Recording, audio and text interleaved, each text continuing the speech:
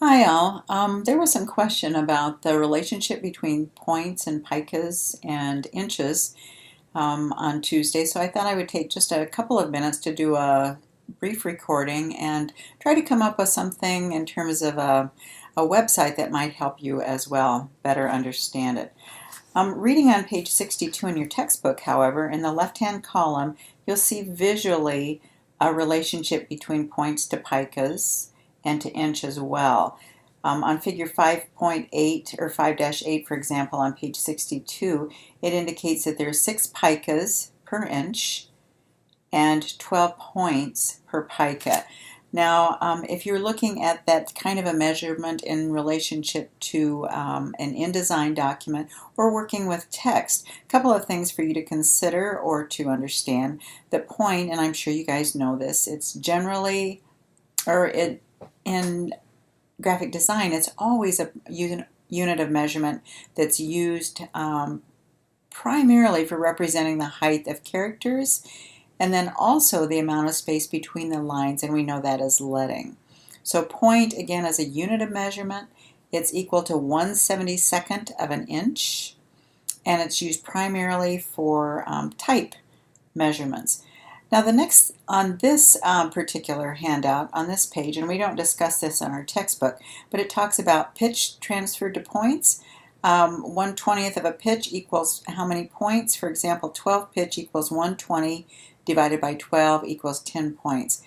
A pitch describes the width of a character, and there's, I honestly I have not used it very much, but pitch describes the width of a character, so the pitch equals the number of characters that can fit side by side in 1 inch.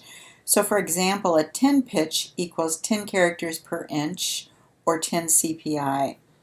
And again, I don't know that I've ever had to use that in relationship to creating a design, so I'm not so sure that that's all that relevant other than just to understand what it is for a later point in time if needed.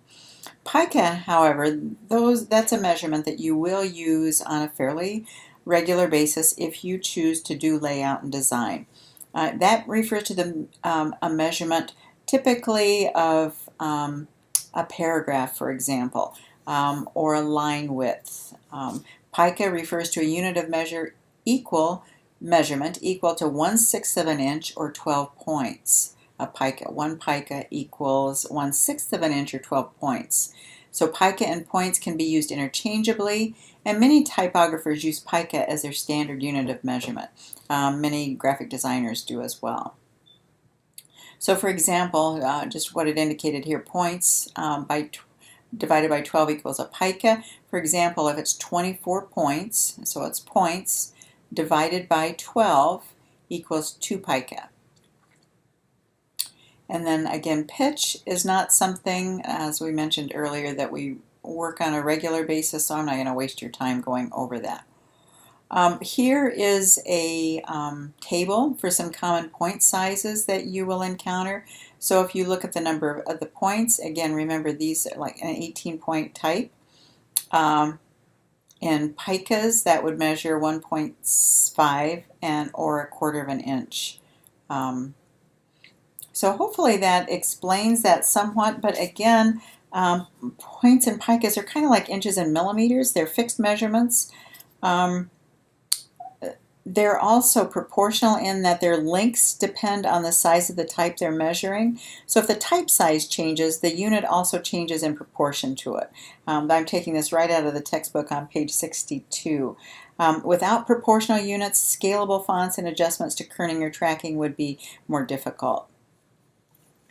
The main unit of measurement of this kind is a measure of width called an M, and that is equal to the point size of the type, so that an M space for a 10-point type would be 10 points wide. That's an M. Then the unit called N, that's 1/2 the width of an M, so an N space for 10 points would be 5 points wide. And then when you write the picas and points, again, in your textbook, it shows you an example on page 62, and this is figure 5-9. The conventional notation to list the picas first. So 3 pica 2, or 3 picas and then 2.5 are actual points. So it would be 3 picas. This measurement would be read 3 picas, 2.5 points. And it would equal to about just a little over a quarter of an inch, or 0.285 inches, or 20.5 points. So again, hopefully this website, this is on a Microsoft reference page, and the explanation, hopefully that will help you out a little bit. And if not, we can always deal with it in class tomorrow as well. Thank you.